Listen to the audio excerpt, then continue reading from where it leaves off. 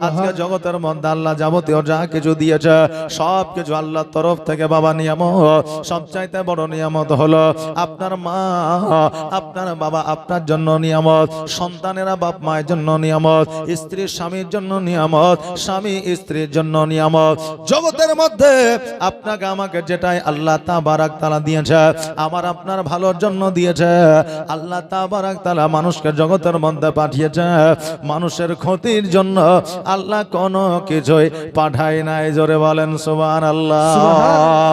এবার বান্দা বলে আল্লাহ গো আজকে জগতের মধ্যে বান্দাদের ক্ষতির জন্য যদি কোনো জিনিস আপনি না পাঠান, তবে বাঘ একটা হিংস্র পশু, সে যদি মানুষকে দেখে মানুষকে খেয়ে ফেলে, মানুষকে আপনার চিরে দেয়, মানুষের রক্তগুলো মাংসগুলো বাঘে খেয়ে নেয়। সাপ হচ্ছে হিংস্র পশু। রাস্তা দিয়ে যখন মানুষ চলে সাপ যদি মানুষকে দেখতে পায় ওই মানুষকে দংশন করে, আর সাপের দংশনে মানুষ ইন্তেকাল করে।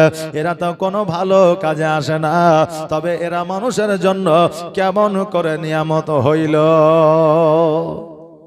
আমাদের প্রশ্ন আসতে পারে কি পারে না, যে আল্লাহ আপনি যে নিয়ামত করে বানাইলেন, তবে এরা কেমন করে জগতের মধ্যে নিয়ামত হইল।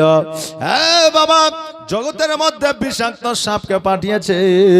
ওই সাপ আপনাকে জগতের মধ্যে তেড়ে কামড়াবে না, ওই সাপ আপনাকে খুঁজে বের করে দংশন করবে না। ওই সাপের কাছে পৌঁছালে আপনাকে সাপ দংশন করবে, সাপের ক্ষতি করলে আপনাকে সাপ দংশন করবে। আজকে আপনার নসিবে যদি সাপের দংশনে মমত থাকে, তবে ওই সাপে আপনাকে দংশন করবে। তবে বাবারে, সাপ জগতের মধ্যে আসিয়া যদি মানুষকে দংশন করা তার উদ্দেশ্য থাকতো, আজকে ওই সাপটা গুহার মধ্যে থাকতো না, বন জঙ্গলে থাকতো না, সারাদিন মানুষকে তেড়ে বেড়াতো কামড়ানোর জন্য। নাকি বলেন? তেড়ে বেড়াতো কামড়ানোর জন্য। কিন্তু না না, আমার আল্লাহ তাবারাক তাআলা ওই সাপটাকে জগতের মধ্যে পাঠিয়েছে এই কারণে, সাপের মধ্যে যে বিষটা থাকে ওই বিষ যখন সাপের অতিরিক্ত হয়ে যায়, রাস্তাঘাটে পথে বন জঙ্গলে সাপে আপনার বিষটাকে উগলায় রাখে। আর ওই বিষের পাওয়ার, ওই বিষের ক্ষমতা সারা পৃথিবীর যে মারাত্মক জীবাণুগুলো থাকে ওই জীবাণুগুলোকে ধ্বংস করে দেয়। মানুষ রোগ থেকে বেঁচে যায়, মানুষ ভাইরাস থেকে বেঁচে যায়, মানুষ আপনার জ্বালা যন্ত্রণা থেকে বেঁচে যায়। জোরে বলেন সুবহানাল্লাহ। আজকে আমাদের গ্রামে গঞ্জে, আজকে শহরে বাজারে আমাদের রোগ বালা বেশি, কারণে এখন বর্তমানে গ্রামে গঞ্জে শহরে বাজারে বাবারে সাপ দেখা যায় না। ওই সাপের বিষে আমাদের অনেক রোগ প্রতিরোধ আপনার ক্ষমতা আছে। ওই সাপের বিষে অনেকের রোগ আপনার দূর হয়ে যায়, জীবাণুগুলো আপনার দূর হয়ে যায়। আজকে সাপও নয়, আমাদের রোগে আপনার অনেক মানুষ আক্রান্ত হয়ে গেছে। এই জন্য সাপটাকে আল্লাহ তাবারাক তাআলা মানুষের জন্য ভালোর জন্য পাঠিয়েছে। জোরে বলেন সুবহানাল্লাহ। আরে বাবা, এই জন্য আপনাদের বলে যায় আল্লাহ তাবারাক তাআলা জগতের মধ্যে যাবতীয় যা কিছু পাঠিয়েছে সব কিছু বান্দাদের জন্য ভালোর জন্য পাঠিয়েছে। আজকে ওই বান্দা আল্লাহর এত নিয়ামত ভোগ করার পরে যদি আল্লাহর একবার শুকরিয়া আদায় করে আলহামদুলিল্লাহ, তবে ওই আল্লাহ খুশি হয়ে যাবে। বাবারা, জগতের মধ্যে আল্লাহ তাবারাক তাআলা সবচাইতে মা জননীকে নিয়ামত করে পাঠিয়েছে। কারণ মা এমনই জগতের মধ্যে দরদে, মা এমনই জগতের মধ্যে মহব্বত কারেনি। ওই মায়ের মতো সন্তানকে কেউ ভালোবাসতে পারে না। সন্তান যদি রাত্রিবেলায় কান্না করে মায়ের ঘুম হারাম হয়ে যায়, সন্তান যদি খাবার না খায়, মা সন্তানকে খাবার না খাওয়ায়া ওই মা জননী খাবার খাইতে পারে না। সন্তানের যদি রোগবালা হয়ে যায়, মা জননী ওই মায়ের যেন মনটা ভালো করে না। আজকে এই জন্য বলে দিয়েছে সন্তানের জন্য সবচাইতে বড় নিয়ামত হলো মা। আজকে জগতের মধ্যে সবকিছু বাবা কিনে পাওয়া যাবে, টাকা থাকলে বাঘের হরিণের দুগ্ধ পর্যন্ত পাওয়া যাবে, এই কথা আমরা বলি। কিন্তু আসমান জমির বিক্রি করে দিলেও একটা মা কিনে পাওয়া যাবে না। এই জন্য মা জগতের মধ্যে সবচাইতে বাবা একটা বড় নিয়ামত। মা যদি জগতের মধ্যে থাকে, এই মায়ের খিদমত করে বাবারে। আজকে জগতের মধ্যে যত নারী এসেছে সব নারীরা স্বামীর খিদমত করেছে, স্বামীর সেবা করেছে, আর জগতের মধ্যে জান্নাতের সার্টিফিকেট পেয়েছে। বাবাজি ভাইরা, আজকে জগতের মধ্যে স্বামীর সেবা উঠে গেছে, স্বামীর খিদমত উঠে গেছে। আজকে বিবিদের যদি বলা হয়, বিবিরা আজকে আমার একটু খিদমত করা লাগবে, কারণ সারাদিন মাঠে জমিতে কাজকর্ম করেছি, আমার শরীরটা ভালো না। আজকে ওই মা হয়তো বলবে, আমিও সংসারে কাজকর্ম করেছি, আমারও শরীরটা ভালো না। অতএব স্বামীর সেবা আজকে মা বোনেরা অনিহার মধ্যে আছে।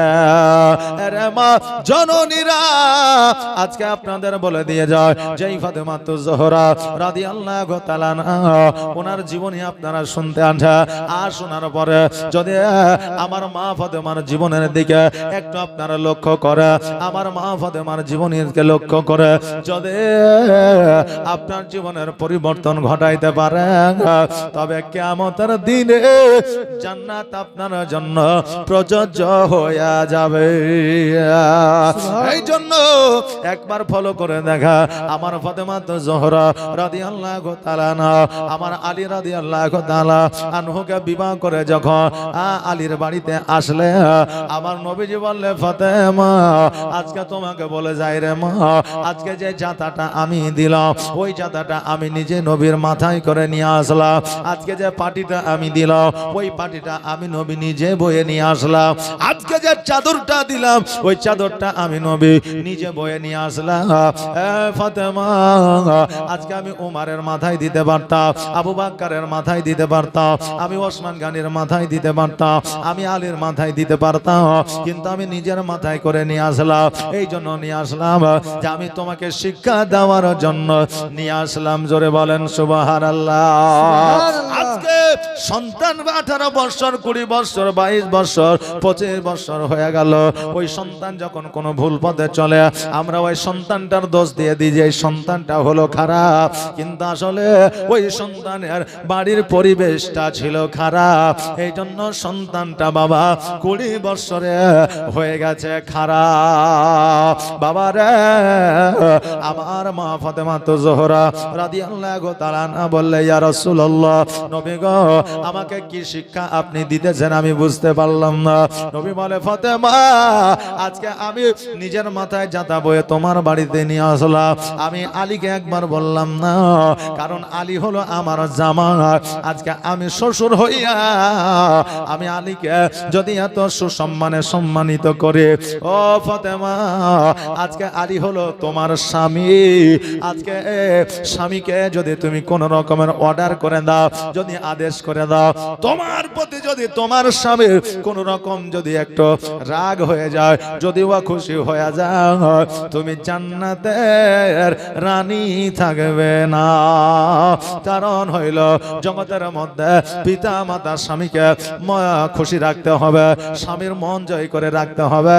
স্বামী যদি তোমার জন্য একবার বরদোয়া করে দেয়, যতই ইবাদত বান্দেগি করো না কেন, তোমার ইবাদত বান্দেগি আল্লাহর দরবারে কবুল হবে না।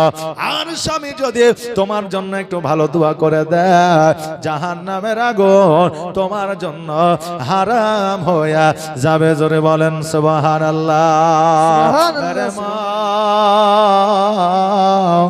এই জন্য বলে যা, জীবনে কখনো কোনোদিন কোনো সময় স্বামীকে অর্ডার করবে না, কারণ স্বামীর পায়ের তলে আমার আল্লাহ দিয়েছে বিবিদের জান্নাত। মা বাবার পায়ের তলে আমার আল্লাহ সন্তানদের জান্নাত দিয়েছে। বাবারে, আজকে জগতের মধ্যে আমরা জান্নাতের জন্য কত টাকা পয়সা খরচা আমরা করেছি, কিন্তু জান্নাত মায়ের পায়ের তলে ফ্রিতে পাওয়া যায়, কিন্তু মায়ের তলায় আমরা যাই না। বাবার স্বামীর পায়ের তলায় জান্নাত ফ্রিতে পাওয়া যায়, তবে বিবিরা স্বামীর পায়ের তলায় যায় না, খিদমত করে না।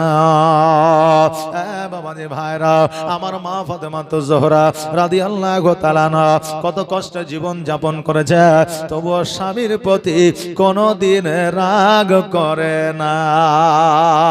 3 দিন ধরে অনাহারে না খেয়েছে নিজে, না খেয়েছে স্বামী, না খেয়েছে সন্তানেরা, বাড়িতে যেন ক্ষুধার্ত সবাই অনাহারা।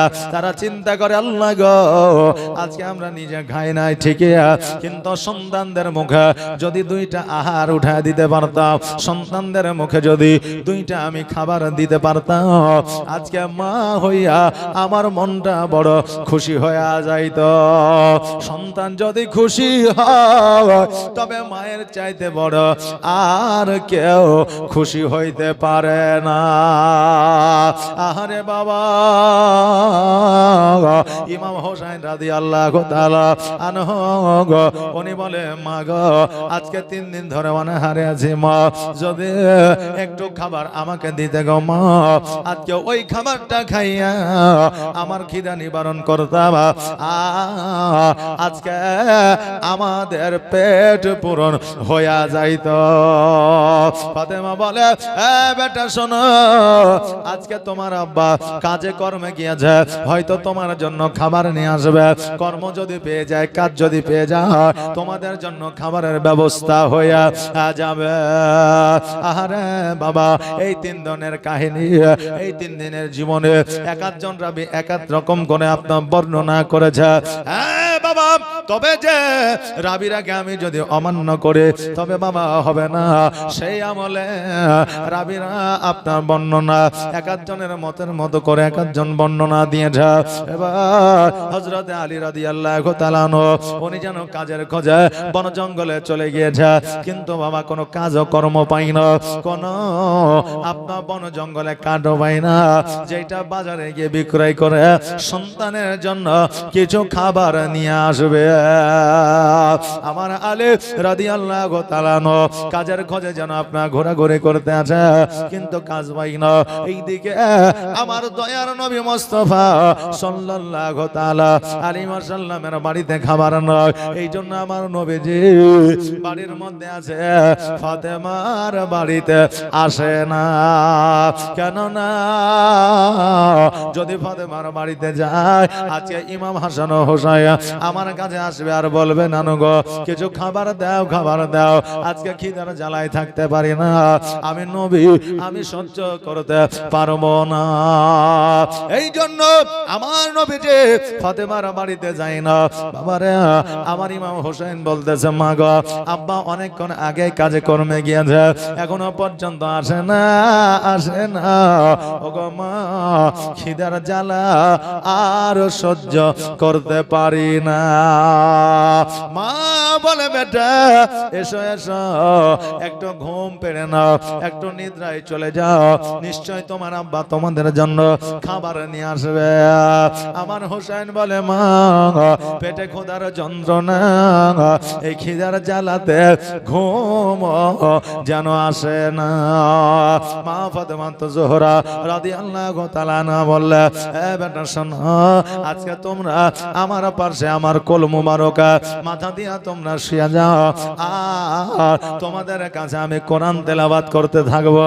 ওই কোরআন তেলাওয়াত শ্রবণ করতে করতে তোমাদের ঘুম চলে আসবে। 2 ভাইয়ে নিজের মায়ের কোল মুবারকের উপরে মাথা দিলেন, আর আমার ফাতেমা জোহরা রাদিয়াল্লাহু তাআলা আনহা উনি যেন বাবা কোরআন তেলাওয়াত করতে আরম্ভ করলেন। আর ওই কোরআন তেলাওয়াত শুনতে শুনতে ইমাম হাসান ও হোসাইন যেন ঘুমায়া পড়লেন। আমার ফাতেমা রাদিয়াল্লাহু তাআলা আনহা উনি যেন আল্লাহর দরবারে দোয়া করলেন, আল্লাহ গো আজকে আমার স্বামী কাজে কর্মে গিয়েছে, এখনো পর্যন্ত বাড়িতে আসে না।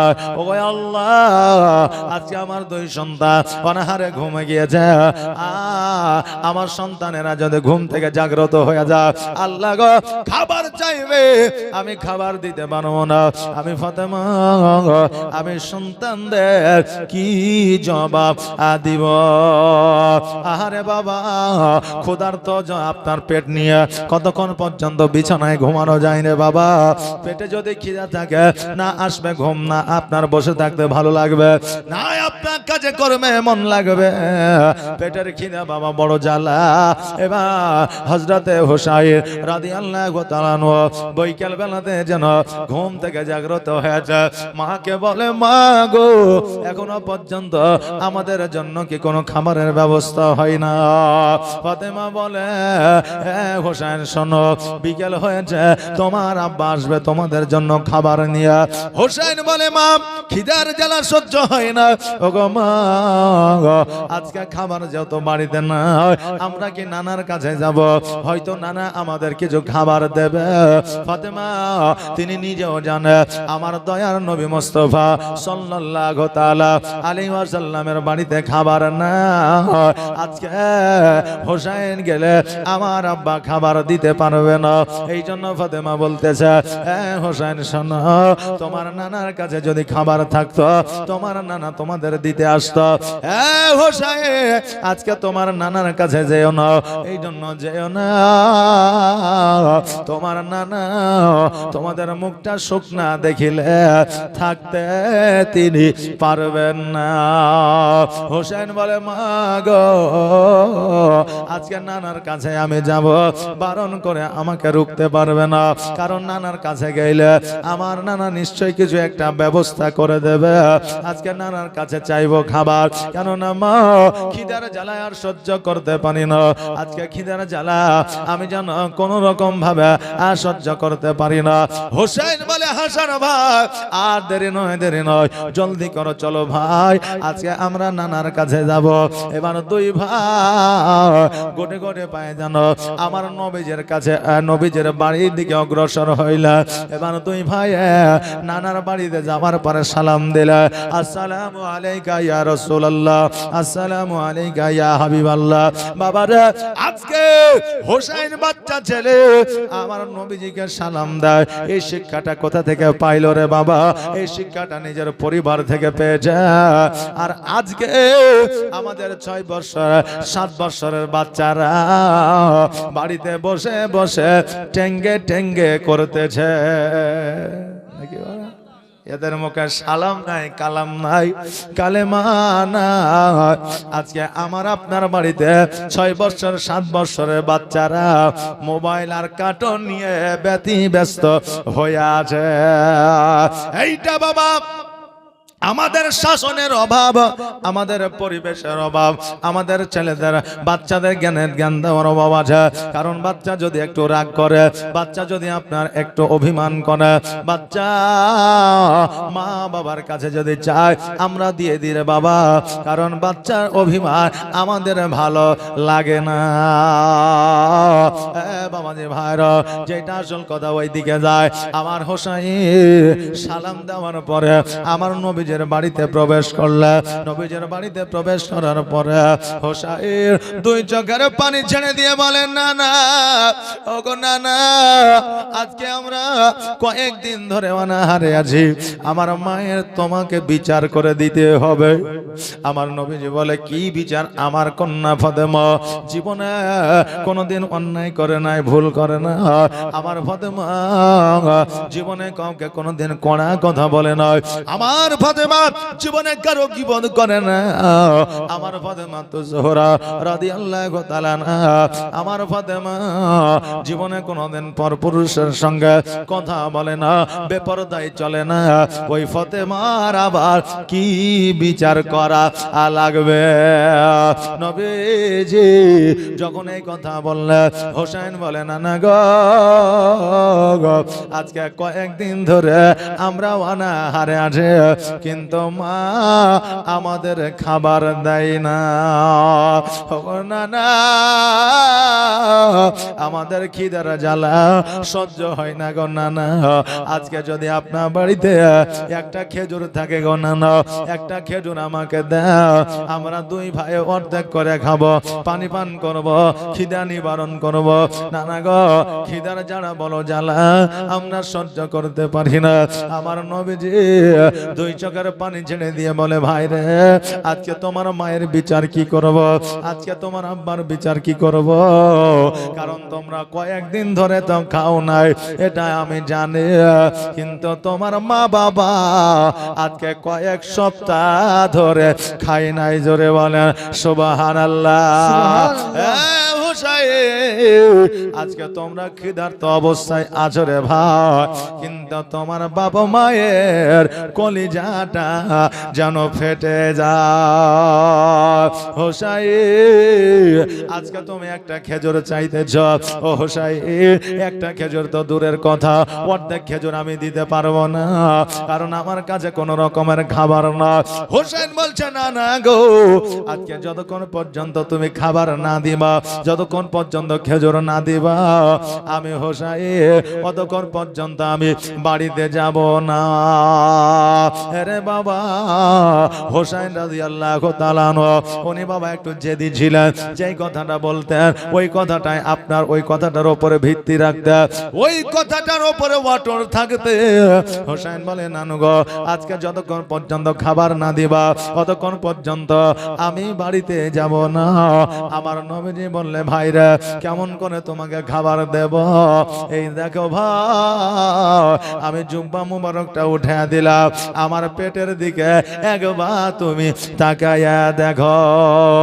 হোসাই আমার নবীজির পেটের দিকে যখন লক্ষ্য করে দেখছে তখন একটা নয় দুইটা নয় পাঁচটা নয় সাতটা পাথর আমার নবীর পেটের মধ্যে বাঁধা আছে। জোরে বলেন সুবহানাল্লাহ। হোসেন বলে না না গো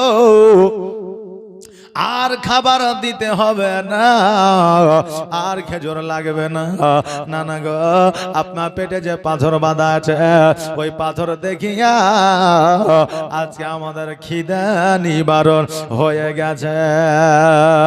হযরতে জাবির হয়ে হাজির নবীজির কাছে, দেখে নজরে তার উদরে পাথর বাঁধা আছে, দেখে নজরে তার উদরে পাথর বাঁধা আছে। ওগো যাহার হাতে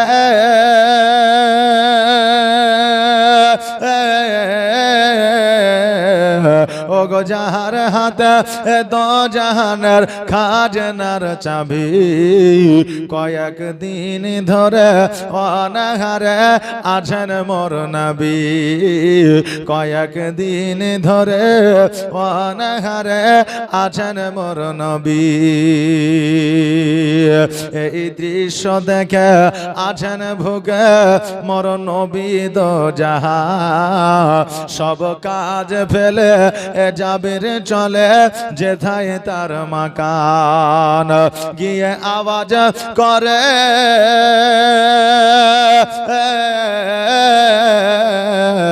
গিয়ে আওয়াজ করে কোন বা ঘরে আছ মোর বিবি, কয়েক দিন ধরে অনাহারে আছেন মোর নবী।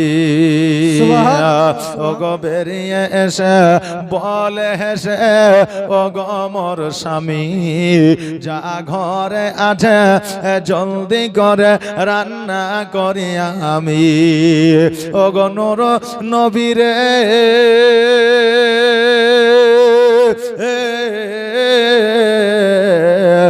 ওগো নূর নবীর আন ঘরে আর অল্প শাখাবি, কয়েক দিন ধরে অনাহারে আছেন মোর নবী, কয়েক দিন ধরে অনাহারে আছেন মোর নবী। হোসেন বলে না না গো আজকে আপনার পেটের মধ্যে পাথর দেখিয়া আজকে আমাদের খিদা নিবারণ হয়ে গেছে। ইয়া রাসূলুল্লাহ আমাদের আর পৃথিবীর মধ্যে খাবার চাই না, সারা জাহানের বাদশা যার পেটের মধ্যে পাথর বাঁধা, আমি হোসাই আমি কেমন করে খাইতে পারি।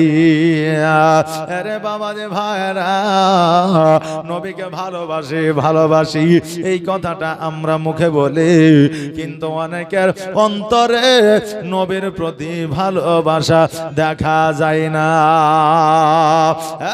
বাবা হুসাইন আর হাসান দুই ভাই নানার কাছে থাকিয়া এই কথাবার্তা বলতে বলতে সন্ধ্যা হয়ে গেছে। এবার আমার নবী বলতে যায়, হুসাইন চলো চলো তোমার বাড়িতে তোমাদেরকে রেখে আসি। হুসাইন আমার কাছে খাবার নাই বলে, আমি খাবারের ব্যবস্থা করতে পারি নাই বলে আজকে তোমাদের বাড়িতে যাই না। হুসাইন রে, আজকে আমি নবীজি, আজকে তোমাদের যদি একবেলা না দেখতে পাও, আমি নবীজি যেন থাকতে পারি না। হুসাইন চলো চলো তোমাদের বাড়িতে তোমাকে রেখে আসে। এবার ইমাম হাসান ও হুসাইনকে লইয়া যখন মা ফাতেমার বাড়িতে এসেছে, ফাতেমা রাদিয়াল্লাহু তাআলা আনহা দুই চোখের পানি ছেড়ে দিয়ে আব্বা জানকে বলে, আব্বা গো এখন সন্ধ্যা হয়ে গেল, রাত্রি হয়ে গেল, অন্ধকার হয়ে গেল, তবু এখনো আপনার জামাই আমার স্বামী এখনো পর্যন্ত যেন বাড়িতে আসে না। আহারে বাবা, ইমাম হাসান ও হুসাইন রাদিয়াল্লাহু তাআলা আনহুকে যেন বাবা বাড়িতে রাখলা, নবী আমার হযরত আলীকে যেন খোঁজাখুঁজি আরম্ভ করে দিলে, কোথায় গেল কোথায় গেল, রাত্রি হয়ে গেল বাড়িতে কেন আসে না। বাবা যে ভাইরা, নবীজি আমার খুঁজতে খুঁজতে দেখছে যেন আমার হযরত আলী রাদিয়াল্লাহু তাআলা আনহু জঙ্গলের মধ্যে ছোট্ট একটা রাস্তার ধারে আপনার বালুর মধ্যে ধুলোর মধ্যে যেন আলী শুয়ে আছে, আর ডুকরে ডুকরে যেন কান্না করেছে, দুই চোখের পানিতে ওই জায়গার বালি ধুলা গেল যেন ভিজে গেছে। আমার নবীজি আলীকে যেমনই দেখেছে, জলদি করে যাইয়া আলী হাত কানা ধরিয়া আলীকে যেন তুলে বসিয়েছে। আর আমার নবী বলছে, আলী রে, আজকে তুমি বিছানায় না শুইয়া, বাড়ি না যাইয়া, আজকে রাত্রি বেলা এই জঙ্গলের মধ্যে ধুলোবালির উপরে শুয়ে আছো, কারণটা কি? আমার আলী দুই চোখের পানি ছেড়ে দিয়ে বলে, ইয়া রাসূলুল্লাহ, ইয়া হাবিবাল্লাহ, নবী গো, আজকে কয়েকদিন ধরে আমি কাজ করতে পারি না, কয়েকদিন ধরে কাজ আমি পাই না, আজকে টাকা উপার্জন করতে পারি না, আজকে সন্তানদের জন্য খাবার নিয়ে যেতে পারি না, কয়েকদিন ধরে আমার সন্তানেরা অনাহারে আছে, আজকে আমার সন্তানেরা বাড়িতে আমার দিকে তাকায় আছে, আমার আব্বা আসবে গো খাবার লইয়া, আমরা ওই খাবারটা খাইয়া আমাদের খিদা নিবারণ করব। আজকে পথ চাইয়ে আমার বিবি বসে আছে, আজকে পথ চাইয়ে আমার দুই সন্তান বসে আছে, নবী গো আজকেও কাজের সন্ধান পায় না, কাজও তো পায় না, খাবারের ব্যবস্থাও করতে পারি না, আজকে খালি হাতে যদি বাড়িতে যাই আমার সন্তানেরা আমার দিকে তাকাবে, আমার বিবি আমার দিকে তাকাবে, আমি আলী সহ্য করতে পারবো না, আমার সন্তানের মুখের দিকে আমি তাকাইতে পারবো না গো নবী, এই জন্য কাজ পাই না, আজকে আমি কাজের ব্যবস্থা করতে পারি না, আজকে খাবারের ব্যবস্থা করতে পারি না, এই জন্য বাড়িতে আমি যেতে পারি না। নবী আমার বলে, আলী রে,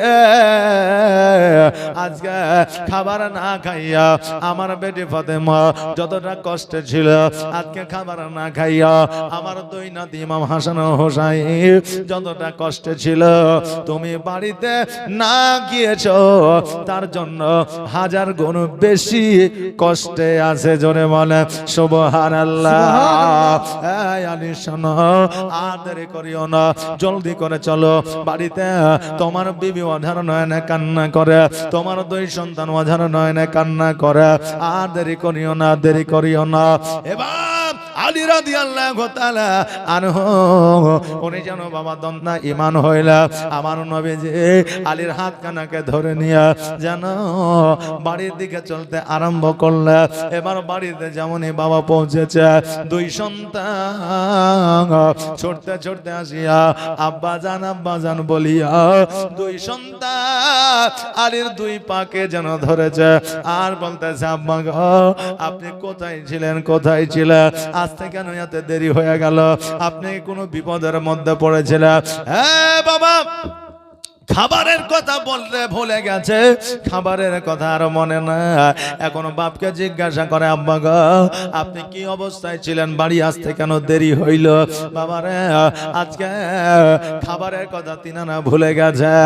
ফাতেমা বলে, স্বামী গো আপনি বাড়িতে না আসার কারণে আজকে আমরা অতি চিন্তায় চিন্তিত হয়ে আছি। আলী বলতেছে, বিবি রে আমি খাবারের ব্যবস্থা করতে পারি না, আমি কেমন করে আমি না খাবার লইয়া বাড়িতে আসবো? আমার সন্তানদের মুখের দিকে আমি কেমন করে তাকাবো? আমার সন্তানেরা যখন বলবে আব্বা খাবার কি আমি নাই, আমি কেমন করে জবাব দেব? খাবারের ব্যবস্থা করতে পারি না। আজকে যে সন্তানেরা পিতা মাতারকে কষ্ট দেয়, আজকে যে সন্তানেরা পিতা মাতাকে আপনার গালি গালাজ করে, আজকে যে সন্তানেরা পিতা মাতার খিদমত করে না, আজকে ওই সন্তানদের উদ্দেশ্যে বলে, একটা সময় ছিল তোমাকে না খাওয়ায়া তোমার বাপ মা খায় না, সবচাইতে ভালো খাবারটা তোমাকে খাইয়েছে তোমার বাপ মা খায় না, সবচাইতে উন্নত মানের খাবারটা তোমাকে খাইয়েছে তোমার বাপ মা খায় না। আজকে ওই বাপ মায়ের দেখাশোনা তুমি করো না। আজকে 4 বার 10 বার হজ করলে পারে কিয়ামতের দিন তোমার হজ কবুল হবে না। আমার ফাতেমা বলে, স্বামী গো আজকে খাবারের ব্যবস্থা না হয়েছে তো কি হয়েছে? আজকে আপনি কাজ পাননি তো কি হয়েছে? আজকে আপনি বাড়ি এসেছে, আপনাকে আমরা দেখে নিয়েছি, আমাদের খিদা অটোমেটিক যেন নিবারণ হয়ে গেছে। জোরে বলেন সুবহানাল্লাহ। ওগো স্বামী, আপনি কাজে কর্মে যাবেন, আর যাওয়ার পরে কাজ পাবেন আর না পাবেন, তবু আপনি জলদি করে বাড়িতে আসবেন।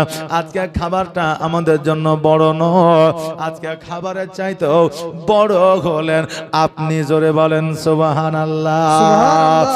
বাবাজি ভাইরা, গত 3 বছর আগে 2020 সালে 21 সালে আমাদের এই ভারতবর্ষে বাবা এসেছিল করোনা। আসে নাই বাবা? করোনা এসেছিল, আমাদের দেশের অনেক যুবকেরা বাবা বিদেশে ছিল, ছিল না? ছিল। আমরা বাড়ি থেকে টাকা অ্যাকাউন্টে পাঠিয়েছি সন্তানদের বাড়িতে নিয়ে আসার জন্য। পাঠাইনি বাবা, কারণ টাকার চাইতে সন্তানের মূল্য বেশি, টাকার চাইতে স্বামীর মূল্য বেশি, টাকার চাইতে বাপের মূল্য বেশি। এই জন্য ধার করে হোক বাবা, দেনা করে হোক, জমি বিক্রি করে হোক, সোনা আপনা বিক্রি করে হোক, স্বামীকে সন্তানকে বাড়িতে নিয়ে এসেছি। কিন্তু আমরা একবারও বলি না কাজে গিয়েছে, করোনা ভাইরাস হোক না কেন, আর যতই বিপদ আসুক না কেন, কাজে যেহেতু গিয়েছ টাকা লিয়া তারপরে বাড়িতে আসবা, বলেছি কি আমরা? বলি না বাবারে। একজন পুরুষ যখন বাড়ি থেকে বার হয়ে কাজের উদ্দেশ্যে চলে যায়, ওই পুরুষটা যতক্ষণ পর্যন্ত বাড়িতে না আসে, মা বাবা স্ত্রী সন্তানের মনের মধ্যে কোনো রকমের যেন শান্তি আসে না। বাবাজি ভাইরা, আজকে আপনাদের বলে দিয়ে যায়, আমার মা ফাতেমা জোহরা রাদিয়াল্লাহু তাআলা আনহা, উনি বললেন, স্বামী গো আপনি কাজ পাবেন আর না পাবেন কোনো অসুবিধা নাই, কিন্তু আপনি বাড়িতে চলে আসবেন। আপনি বাড়িতে না আসলে স্বামী গো আমি বড় কষ্ট পাই। আমার দয়ার নবীজি আল্লাহর দরবারে হাত দুখানা তুলে বললেন, আল্লাহ গো আজকে আমার ফাতেমার বাড়িতে এত অভাব অনটন, আজকে আমার জান্নাতের 2 সর্দার ইমাম হাসান ও হোসেন অনাহারে গো আল্লাহ, আজকে যদি জান্নাত হয়ে দেয় কিছু খাবার পাঠিয়ে দিতে আমি নবী খুশি হইয়া যাইতাম। আল্লাহ বলে, জিবরিল রে আর দেরি নয়, দেরি নয়, জলদি করে জমিনে চলে যা, জান্নাত হইতে খাবার নিয়ে আমার মা ফাতেমার বাড়িতে পৌঁছায় দে। আমার মা ফাতেমার বাড়িতে ওই জান্নাতি খাবার তারা খাইবে। আরে বাবাজি ভাইরা, হযরতে জিবরিল আলাইহিস সালাম জান্নাত হইতে খাবার নিয়ে এসে জগতের মধ্যে দিল, পরিবেশন করলে। আর হযরত ইমাম হাসান ও হুসাইন, এইদিকে আমার মা ফাতেমা জোহরা, এইদিকে আলী রাদিয়াল্লাহু তাআলা আনহু, এইদিকে আমার নবী মুস্তাফা, সকলে একত্রিত হইয়া জান্নাতি খাবার খাইলেন। জোরে বলে সুবহানাল্লাহ। আমি ভয় করি না জাহান্নামে, আগুন ডরে আমার নবীর নামে রে, আগুন হবে ফুল খোদার নূরে তৈরি গয়ামা মোহাম্মদ রাসূল। তার কলেমা পড়তে গমরা করব না রে ভোল। আর জান্নাতের হুর পরি আমায় নেবে বরণ করি রে, গলা পরাবে ফুল খোদার নূরে তৈরি গয়ামা মোহাম্মদ রাসূল। তার কলেমা পড়তে গমরা করব না রে ভোল। বাবা, আজকে নবী মুস্তাফা সাল্লাল্লাহু তাআলা আলাইহি ওয়াসাল্লাম আল্লাহর দরবারে দোয়া করে ফাতেমার বাড়িতে খাবারের ব্যবস্থা করলেন। বাবা, ফাতেমার বাড়িতে কেন? আমার নবী যদি চাইতেন সারা কুল কায়নাতে কোন মানুষের কোনদিন অভাব অনটন রইতো না। জোরে বলেন সুবহানাল্লাহ। আরে বাবা, আমার নবী মুস্তাফা মদিনার জন্য দোয়া করেছিলেন, মদিনায় যেন রোগবালা না হয়, মদিনায় যেন মানুষ খাবারের অভাবে না মারা যায়, মদিনায় যেন কোন মানুষের আজকে বিদেশ যেতে না হয়। এখনো পর্যন্ত ওই মদিনাতে এমন রোগ বাবা হয় না যেই রোগে মানুষ আক্রান্ত হইয়া পৃথিবীর মধ্যে বাবা নিজের জীবনের চাইতে মরণই ভালো, এইরকম চিন্তা ভাবনা কারো আসে না। বাবা, মদিনার মধ্যে কারো বাড়িতে অভাব নয়, মদিনার মধ্যে আমার নবী যে দোয়া করে দিয়েছিলেন এখনো পর্যন্ত জারি আছে, কিয়ামত পর্যন্ত থাকবে। জোরে বলেন সুবহানাল্লাহ। ওই নবীজি যদি একবার দোয়া করে দিতে ফাতেমার বাড়িতে কিয়ামত পর্যন্ত অভাব অনটন থাকতো না। কিন্তু বাবা, তিনাদের উদ্দেশ্য টাকা পয়সার দিকে ছিল না, তিনাদের উদ্দেশ্য জমি জায়গা বাড়ি গাড়ির দিকে ছিল না, তিনাদের একটাই উদ্দেশ্য ছিল ইসলামের প্রচার প্রসার করা। জোরে বলা যাবে না সুবহানাল্লাহ।